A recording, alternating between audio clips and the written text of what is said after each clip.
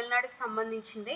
ఇదేంటి అంటే నార్మల్‌గా మనకి యుటెన్సిల్స్ సామాన్లు అంటారు కదా! వీటిని స్టీల్‌తోనో లేకపోతే ఐరన్ లేకపోతే సమ్ సిల్వర్ ఐటెమ్స్ అని అంటారు. లైక్ బాక్సైట్‌తో తయారు చేసి ఇలా తయారు చేస్తారు కదా! రీసెంట్‌గా చూసుకున్నట్లయితే టెఫ్లాన్ కోటెడ్ కూడా మనకొస్తున్నాయి. బట్ ఈ కాలచట్టి అనేది ఏంటి అంటే ఇలా స్టోన్‌తో తయారు చేస్తారన్నమాట. పూర్వకాలంలో ఈ యొక్క యుటెన్సిల్స్ అనేవి ఈ యొక్క స్టోన్‌తో తయారు చేసేవారనమాట. ఇది మనకి ఇంగ్లీష్‌లో వీటిని ఈ టైప్ ఆఫ్ స్టోన్‌ని సోప్ స్టోన్ అని అంటాం. స్టీటైట్ అనేది వన్ టైప్ ఆఫ్ స్టోన్. ఆ స్టోన్‌తో దీన్ని తయారు చేస్తారు కాబట్టి దీనికి సోప్ స్టోన్ అని అంటారు. ఇది తమిళ్‌లో అయితే ఇది కాల్ చట్టి. కాల్ అంటే బ్లాక్, చట్టి మీన్స్ ఒక పాత్ర అనే అర్థం అనమాట. ఓకే, దీన్ని కూడా తమిళనాడులోనే నమక్కల్ డిస్ట్రిక్ట్, అందుకే దీనికి నమక్కల్ కాలచట్టి అనేది దీనికి ఉంది.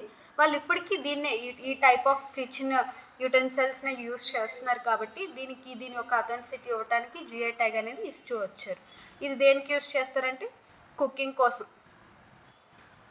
ఇలా పూర్వకాలంలో ఇలానే వీటిపైన వండుకునేవారు అనమాట.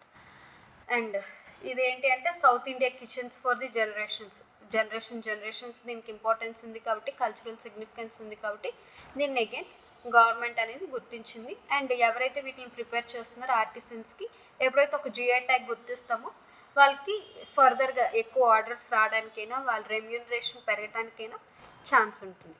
అండ్ నెక్స్ట్ చూసుకున్నట్లయితే అంబసముద్రం చప్పు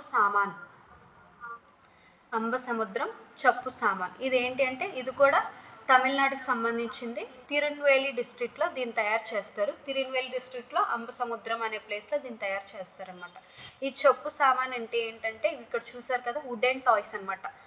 వుడ్ తోటి ఇంట్లో ఉండే యుటెన్సిల్స్ సామాన్లు తయారు చేస్తారు. లైక్ చూడండి,